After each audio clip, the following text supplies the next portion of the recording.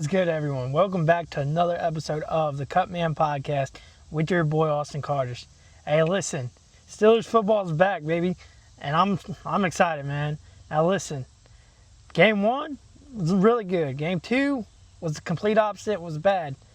And hey, regardless of preseason, you're gonna have your hiccups and whatnot, and you're gonna come out there and you're gonna try and correct those and see, who steps up and who can fill the void and make up for those mistakes in previous games. So we get one more game to prove that.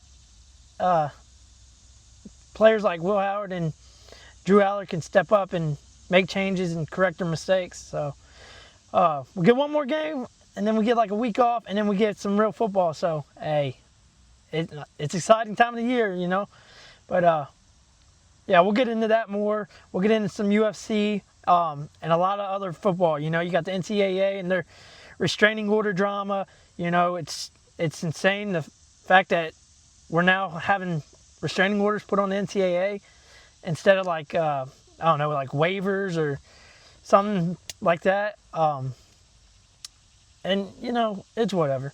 But we also had two vets, Russell Westbrook and Nick Chubb. They ended up retiring, so we'll get into that and talk about kind of how their careers panned out and whatnot, as well as some music.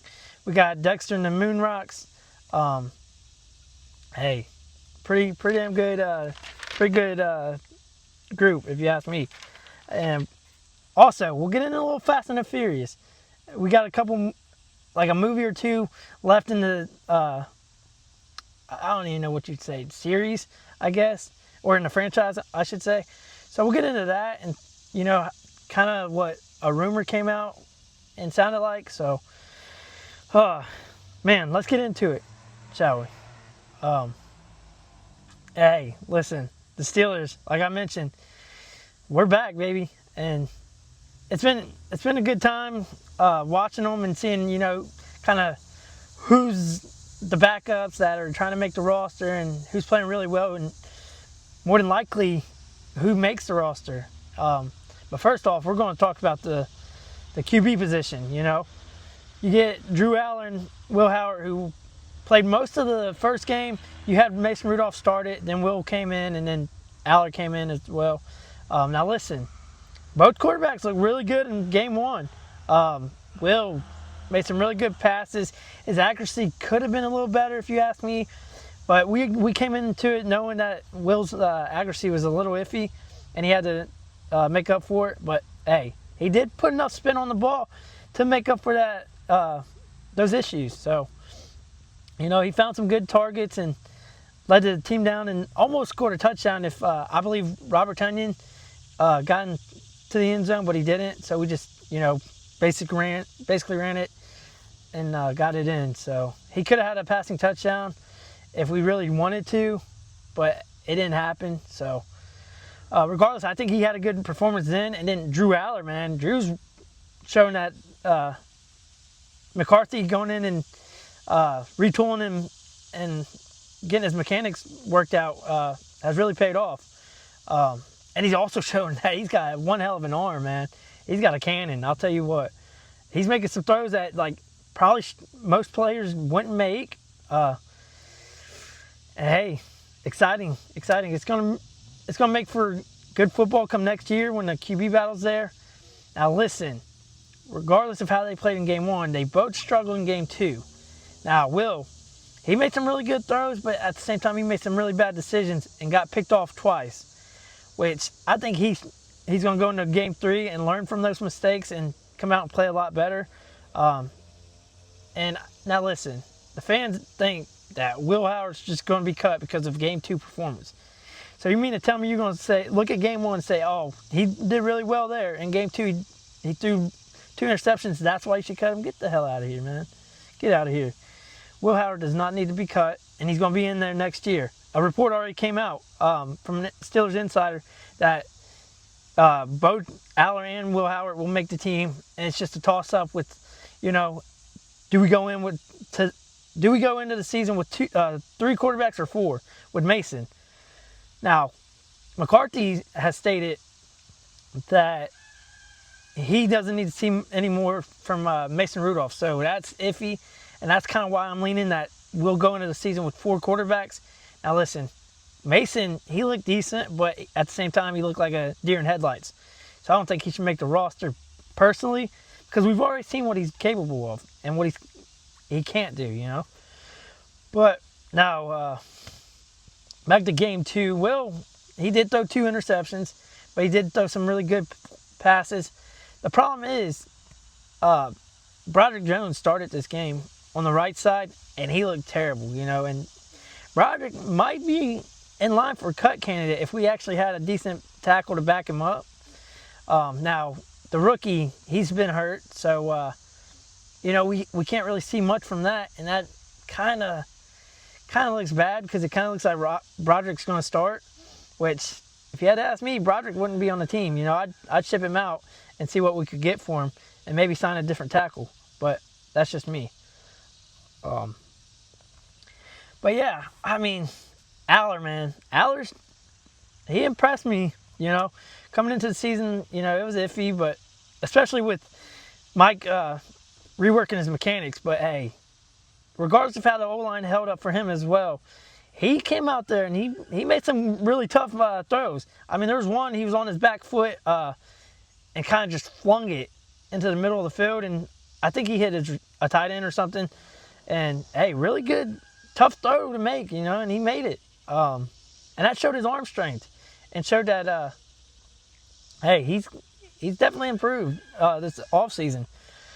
And there was also like a 37-yard pass where he just flung it. It looked like it was with ease too, and it ends up hitting like the sideline, and his tight end ended up making like a toe tap catch, and looked beautiful, man. And the signs are there, and that's kind of why like the fans are like, hey, Aller's definitely going to be the future and whatnot. But no, I think there's still going to be a QB battle come next season with Will and Aller, and regardless who wins, man, our future's looking a lot better than it did last season with the quarterbacks and whatnot. And hey, they still got a lot to learn. You know, they got a lot to learn this week to go in the next game against Buffalo, and we'll see how they come out and do. You know, it's hard telling, but hey, if you make the adjustments and improve on your mistakes and don't make them again, hey, that's a whole different ball game.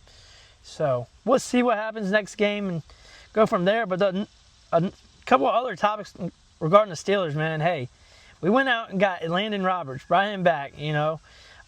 Fan favorite, played Pittsburgh a couple seasons. Hard-hitting inside linebacker who's really good against the run. So I like to see that. And he played for Patrick Graham. So a little familiarity, I should say, with the Steelers and Patrick Graham. So to have him back is pretty good.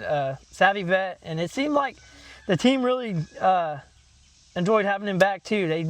They came out and were like really happy, they said, when he entered the team meeting. So that's good. And then you got a couple other guys who, one's more than likely making a roster, another's really fighting to make it. And Carson Bruner, another inside linebacker, look really good. He had a sack last night. He's been moving around the defense and making plays. And I assume he's going to make the roster. And I think him and Landon Roberts kind of going to push Malik Harris out, or Harrison, I should say. Push him out of the roster and, hey, makes our inside linebacker group look a little stronger, personally. And hopefully he can make more plays. And, hey, maybe he gets to make, maybe he does enough to get to where he can make a couple starting starts, you know, if something happens to like Wilson or a Queen, you know. So we'll see what happens with Bruner, but I assume he's going to actually compete for some reps this season, a lot more than last season, of course. But we'll see. You know, everything's a toss up in the big leagues, especially when you're playing against, you know, backups in preseason. So you can't really take, you know, too much from it, but at the same time, you can look at it and be like, hey, this player's been making the plays, and hey, if he makes a roster, you know, give him a shot. Why not? And the other player that I've been looking at has been really good is Lou Nichols, the running back. Now, the problem is you got Caleb Johnson, who was a 3rd-round pick last year, and he was, favored to win the 3rd spot. So, man. And then Travis Homer. Now, Homer, I don't think he's going to be in for it. And if you had to ask me, I think Nichols deserves it more because of, just how he's played. He's showed speed. He showed a little power. He's a little smaller, so his power doesn't, make him a power back. But, if he has to run through a person, he might be able to. And, yeah, hopefully he makes the roster because I've liked what I've seen.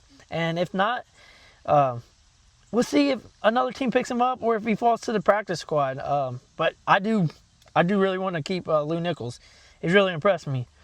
So, who knows if it happened and, one bad game next week could send him, packing. That's how crazy these roster battles are, But one player I didn't like the fact that he hasn't shown up is Eli, the running back from, Navy. Good story, don't get me wrong. Really good story.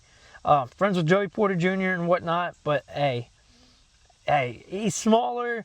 He doesn't have too much of the size, and he hasn't really shown out much. And maybe he gets cut, maybe he rejoins the practice squad and walks up a little bit and improves. Maybe something like that happens.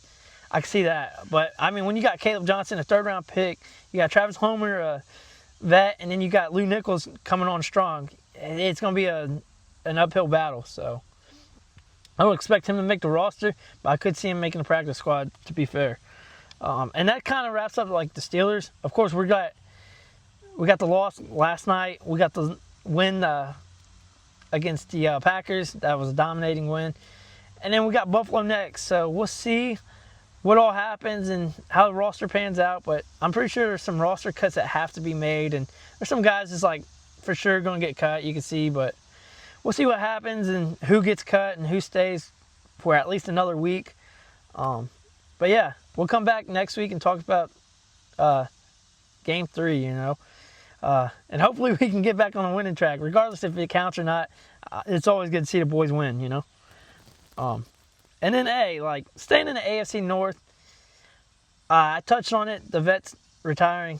Man, Nick Chubb hangs it up after 8 seasons. And, even as a Steelers fan, I can respect how Nick Chubb played the game, man. In college he had a devastating knee injury that some wondered if he'd be the same going into the NFL. And, he came out and he showed out and made a really good career for 8 years. Now, unfortunately, he had the knee injury against us, and some people were in uproar over how Minka tackled him and whatnot. And regardless, man, kind of wasn't the same afterwards. And I kind of figured that after I seen that. He was a little older, had that knee injury, and I figured he probably wouldn't start anymore. But he did go to Houston, put up a little something, not to the full extent as he has in previous years. But, hey, regardless, man, Nick Chubb had one hell of a career. And he gave us some fits, too, man. And you just got to respect it because, you got the Browns who, they go into the playoffs and they beat us with Baker and Chubb out there, you got to respect the fact that, they gave the Browns and Browns fans something to cheer about for a couple years, man. And, Chubb, man, I got to respect him, man. You got to respect how he played the game and how he showed up every day. And he didn't just bring power, man. He wasn't just out there trucking people. He was running around them, too. He had the speed. He had the power combo. Could catch out of the backfield, and he could block as well. So, man, one hell of a career. Sucks injuries kind of derailed some of it. But, hey, man, Nick Chubb, he's going to go down, I assume, in Browns history, and one of those players that roundly respected around the league, I would think. But, yeah, 8 seasons, hell of a career, man. Does he make Hall of Fame? I don't think so. I don't think he played long enough. I don't think he did it enough. But, I mean, he's one of those guys, you get the Hall of Goods and on Instagram for baseball. If something was like that for the football, I could see that because he was that good. But, hey, man, regardless, one hell of a career, man. Congrats to Nick Chubb on 8 seasons in the big leagues, But yeah, man, craziness to see him retire. And just realize, like, growing up, you know, you got all these years, you watch football and whatnot, and now to see, like, the Aaron Donalds, the Nick Chubbs retire now,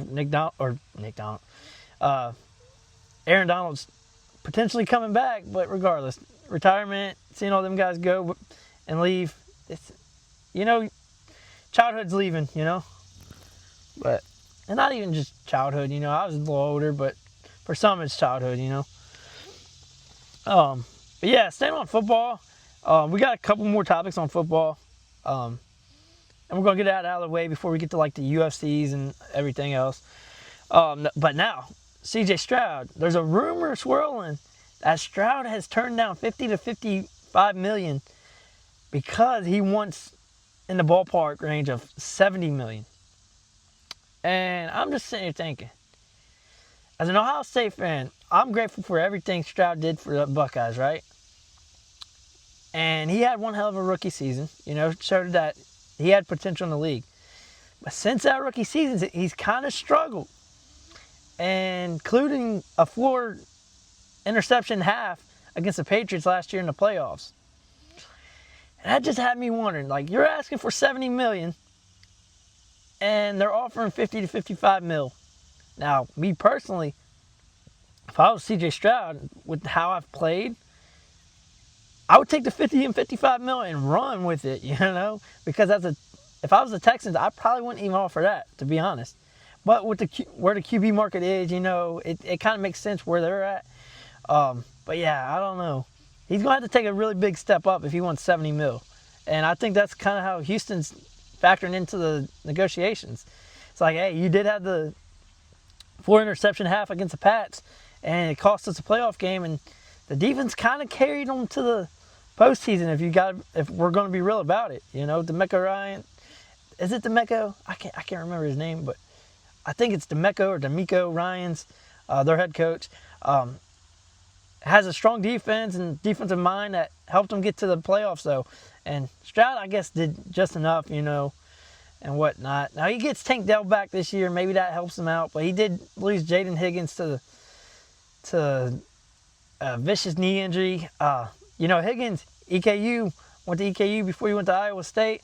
I was there when he was there. So, hey, man, hopefully he comes back stronger than ever. And he has a long-lasting career, too. But, hey, regardless, you get Tank Dell back, like I mentioned. Now, is he going to be the same? I assume he's going to be the same because he's been working on his route running just the same before he got injured and the injury before that. So,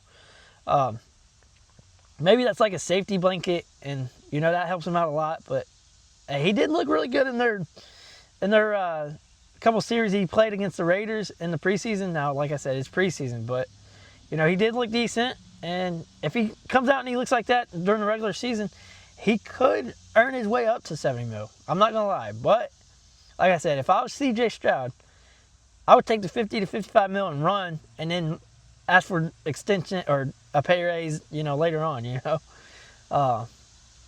But, I mean, he's betting on himself. So, we'll see what happens with Stroud and see if he can take that next step up. He's definitely going to need to.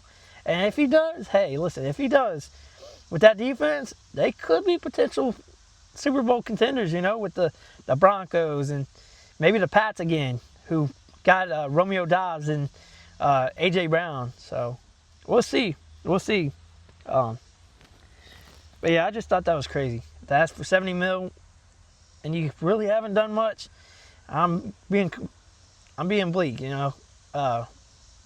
You got to step up, Stroud. You got to really step up. But hopefully he does, and hopefully he does get that payday, you know.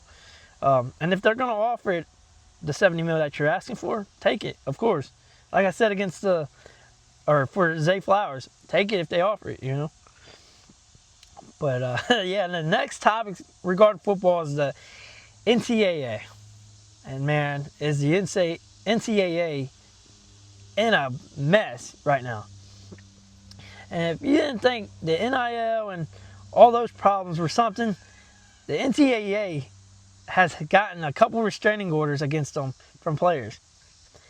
Now, here's the thing I don't understand. I don't understand how players are able to get quote-unquote restraining orders against the NCAA, in hopes of getting a 5th year of eligibility. But why are we calling it restraining orders? Just call it waivers or something, man. Restraining orders seems kind of dumb for a name for something like that. Like, we all know what a restraining order is. We don't have to talk about that. And then we know what a waiver is, you know? It makes more sense to call it a waiver, does it not? But yeah, so if you don't know, the NCAA has restraining orders against them because the players from the 2022 to 2023 academic year wanted a 5th year, and the NCAA didn't grant it. So they went out and got restraining orders against the NCAA to be granted a 5th year of eligibility, which, you know, just go on with your life. You know, if you didn't do enough in the 4 years, go on with your life. But no, but yeah, they get the restraining orders, and then a court judge comes out and rules that it's going to give the players a 5th year for the 2022-2023 academic year. And it's not just football players, it's all sports. So that created a mess. And that goes against what the NCAA's rules were. And, you know, kind of allows the athletes to have their way, right? Well, to follow that up, literally a couple days later, a Colorado judge comes out and reverses that ruling. So the people who got the eligibility are now not granted the eligibility. And then that opens up the door for more of these athletes, like, looking at the restraining orders and going, hey, we're going to file for those. And we're going to try and get restraining orders against the NCAA to allow us the 5th year option. Now, the problem with all this restraining order against the NCAA and everything that I don't like is the fact that you have players in NFL camps. Like, who was it? There was a Bucks player who came out in this preseason opener, had a whole camp, had a preseason game. He got 2 sacks in preseason. Now he's trying to go back to college. And he's probably going to go back. You got a Browns player who's going back into the portal. He's already entered. And he's going to go in and take a spot from a junior and whatnot. And then you got another player who was a running back for like Seattle and had the camps and everything and came out, and he's going back, and he's potentially looking at Kentucky as his destination. So it's like, it's all a mess. And if you ask me, if you go in and you have like a camp with a major league team, whether that's baseball, whether that's MLB. Let's refresh. So, like I said, in my opinion, if you have a situation, hold up, someone's bumping, hold up. So we got cruise weekend, and everybody's going crazy. But this surround sound, whoever's got this surround sound, man, your shit sounds kind of fire. But no, like I was saying, back on the topic, if you go into a major league camp, or that's NFL, MLB, NBA, or whatnot, and you come out and you try to get back into college, you should not be allowed to be back in college, man. Like, what are we doing? Like, you got reps in the pros, and then you get to say, oh, you know, I might not be good enough there. I'm going to go back and make even more money, you know, which, you know, I can't hate that. I can't hate the fact that you're trying to go back for more money. But to go back and just say you don't want to compete in the next level to go back to college because you're allowed all of a sudden, I think that should be changed. I think there should be a time period made up to where, hey, you know, if you go into the pros, you got a certain amount of time before you can return, you know, like after college. So if it were up to me, I'd sit in the NCAA, I'd sit down and I'd map out a plan and a new set of rules. Like, hey, if you leave college, declare for the draft or anything, you got a certain amount of time before you can return. And after that time period, you know you no longer can return. Now the problem is the judges coming in and ruling all these rulings in favor of the athletes and against the NCAA, so that hurts them. So I don't know, man. The NCAA is a mess right now. And like I said, you got the NIL mess, you got this mess, and you got everything in between with scandals and whatnot. It's all a mess, and I think they need to sit down, like, truthfully.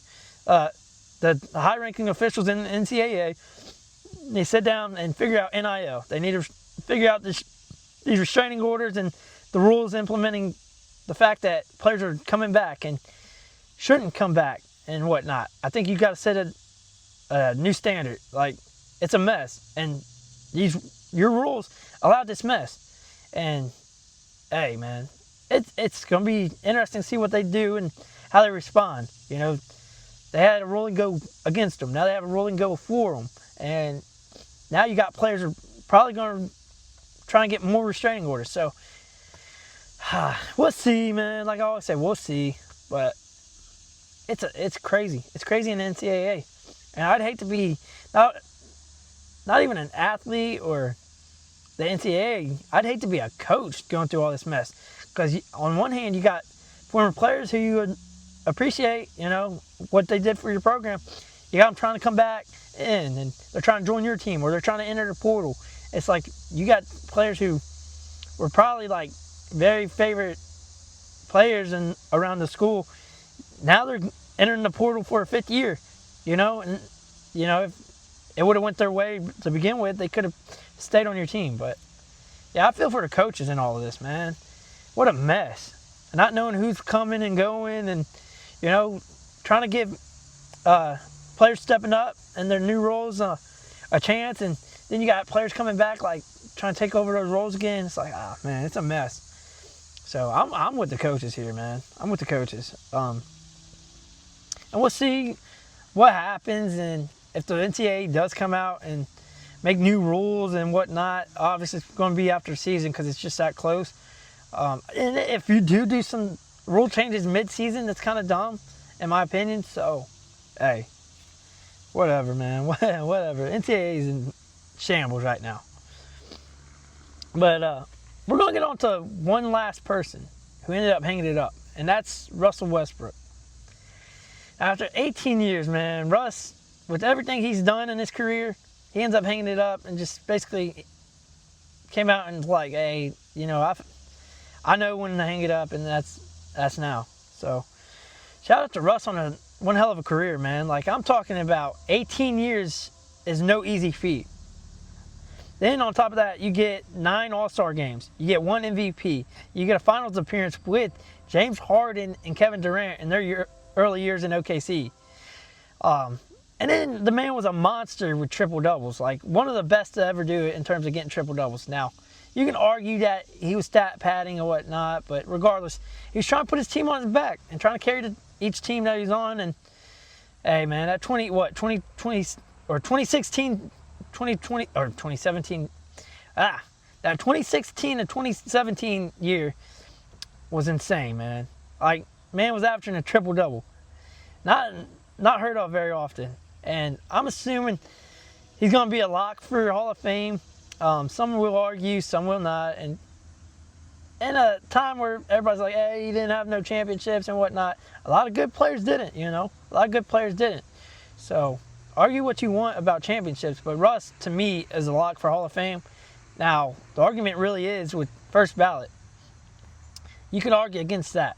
That's a good argument if you want to argue that there's a place and time for him to be in.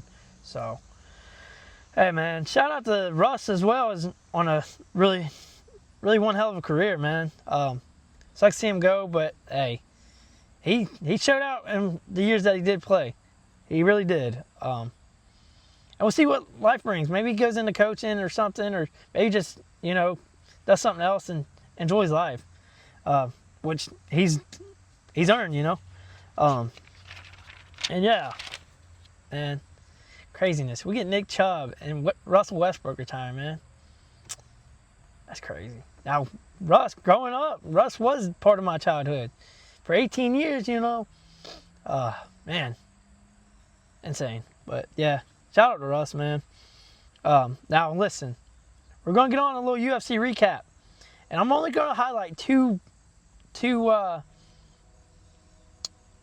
fights. And that's the Mackenzie Dern fight, and that's the Islam versus the Ian Garry fight.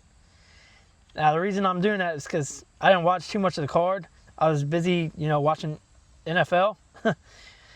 But yeah, we're going to get into that, and I'm going to give you a prediction for this Hernandez and Rodriquez fight, too. I believe it's Rodriguez, but I'm going to give you the prediction for it. Now, we're going to start off with Islam versus Ian Garry. And like expected, Islam came out and he wrestled a lot. But he did show out on his feet a little bit. And we'll get more into that here in a second.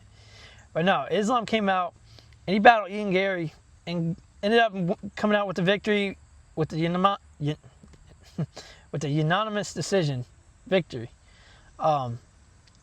And listen, Ian Garry, he had his moments, he had his moments where he kind of, put some damage on Islam and battered his face up a little bit, and a couple of really good body shots and body kicks. But regardless, it's kind of a Islam fight, like I expected.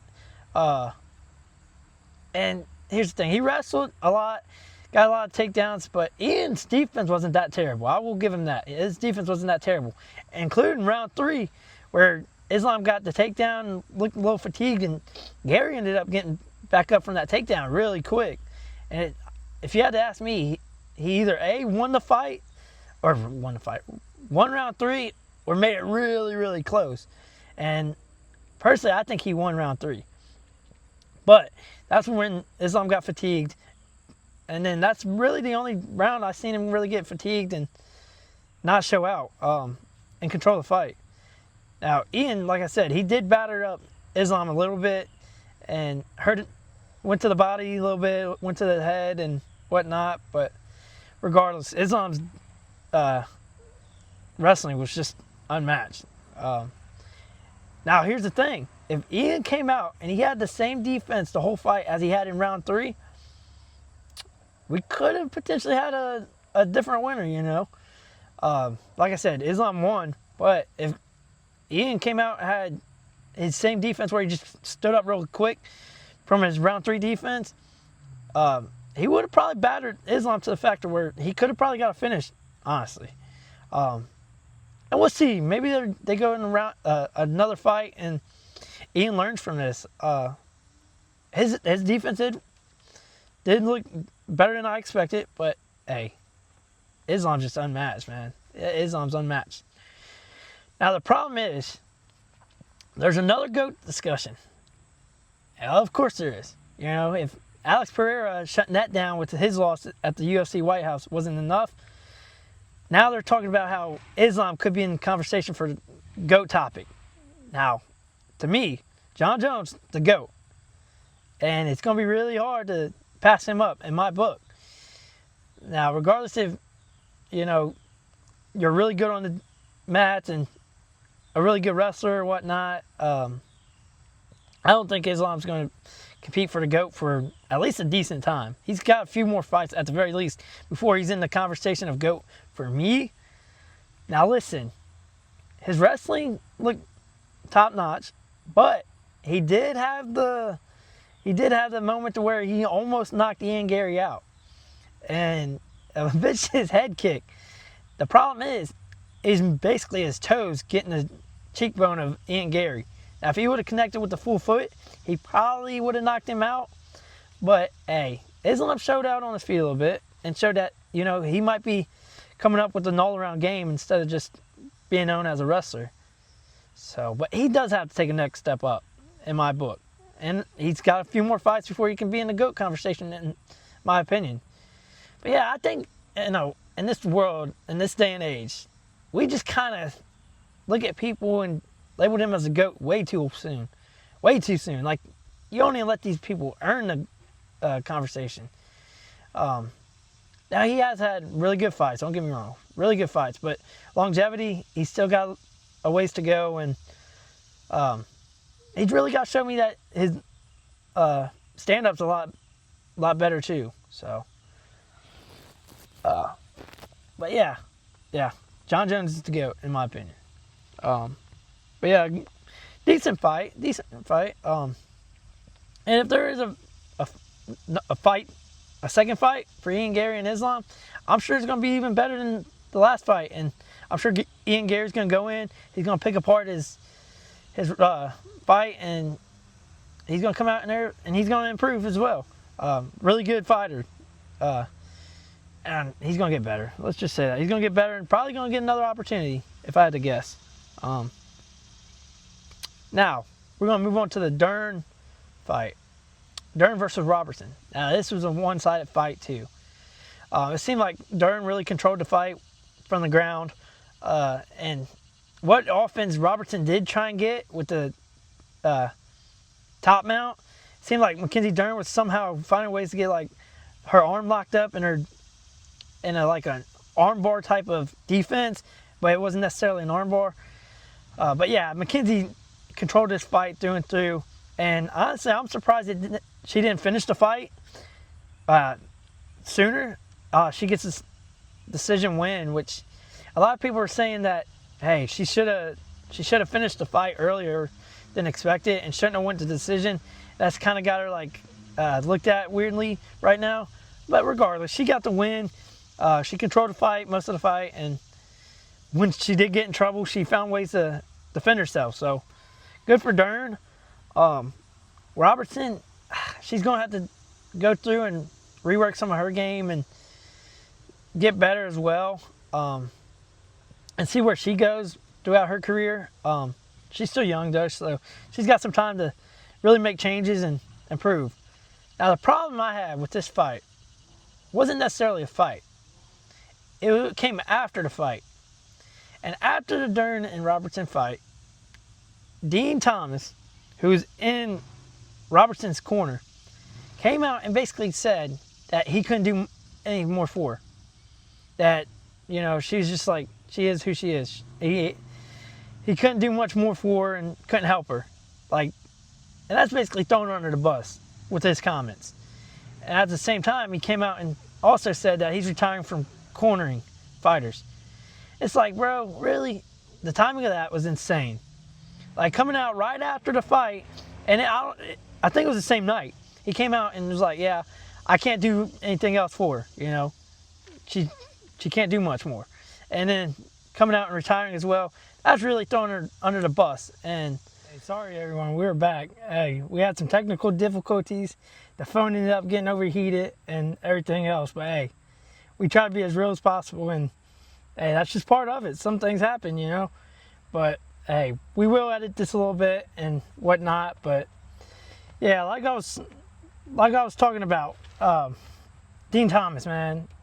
This man ends up going into Robinson's camp, and let's see, let's double check that. Yeah, Dean Thomas, he ends up going into Robertson's camp and basically telling them, hey, I had to apologize. I had to come out there and tell him that I was sorry just for basically publicity. And that's insane. That's disrespectful in so many ways, and he's earned his backlash for it. So, hey, man, everybody has the right to be mad at Dean Thomas. So, I don't know, man. You just don't do that. You don't, A, throw your fighter under the bus, and then B, come out and like, hey, you know, this happened and that happened. I can't help her and whatnot. You're basically saying she's not a good fighter. So that's dumb. But yeah, who knows, man? Dean Thomas is a little weird for that. And we're gonna get on our last two topics, man. And we're gonna get on the Fast and the Furious, and we're gonna get on the some music that I've been recently listening to. Now, in regards to Fast and the Furious, there's rumors coming out from Paul Walker's brother Cody that they're going to try and get back to the street racing scene. And I'm a little iffy on that. Because, like, yeah, we all want Fast and Furious to return to the racing scene and whatnot, right? Like, we do understand that they're still in DVD players and car parts and everything else, and that's a part of the, you know, the storyline, you know? But at the same time, how do you go from stealing submarines and whatnot and having cars in space to now going back to the racing scene? I mean, you have a lot of enemies as well with Jason Momoa and whatnot. So how's that going to work? You can't just like randomly just calm it down. And you can't just go from doing all kinds of that big time crime like that to going back to like just street racing, bro. It'd be interesting to see. I don't think it's going to be too easy to do, but you know, I've seen crazier things done, so maybe they'll do like 2 movies or something to end the franchise, and maybe they'll come out there and do one where they're ending the like total like problems with Jason Momoa and all that, and then it kind of calms down, and they kind of retire from that scene with some street racing like normal. I don't know, but another thing I was thinking about was the fact that they're thinking about bringing Paul Walker's character Brian back and using Cody with some CGI and all that. Now, I don't think that's the best idea. Personally, as much as we want to see Brian back in the Fast and Furious franchise, I think we should just leave it how it is. They haven't killed him off the movies or anything whatnot, and they kind of still give him a storyline, which I like. But I mean, we know he's gone, man. Like, just let it be, man. It won't be the same. We know it won't be Paul Walker out there playing that character. So I think you should let it go, and maybe introduce Cody as a different character or something like that, and go from there, man. I think we should really respect Paul, and they're obviously not going to bring Brian back and do justice for his character. So I say you should leave him out of it and go a different route. But that's just me. What do y'all think? Do y'all think they should bring Brian's character back into Fast and Furious, or should they, kind of respect the fact that, he's gone and you just won't live up to the standard that Paul Walker brought to the character? Like, I think respectfully, you should just leave it alone. But like I said, that's just me. Maybe y'all think different and want to see Brian back in the franchise. But it just won't hit the same for me. That's all. That's honestly all. But yeah, we're going to wrap it up. It's getting a little hot and whatnot, and obviously we had our technical difficulties, but I'm going to wrap it up with this. The last topic we're going to talk about is some music, and that's Dexter and The Moonrocks.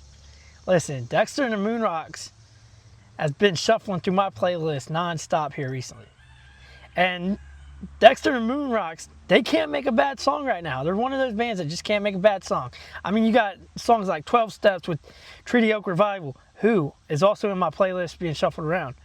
As well as Freaking Out, If You Could Talk. And then they got a new one, It's a Lot. And they make some really good music, man. And that's something like I've been listening to heavy in terms of bands. Dexter and The Moonrocks and Treaty Oak Revival. It just gives a little twist to, what I'm into, and obviously I got my rap and my country that I'm into, but hey, throw a little rock in there. I'm not afraid of listening to rock, bro.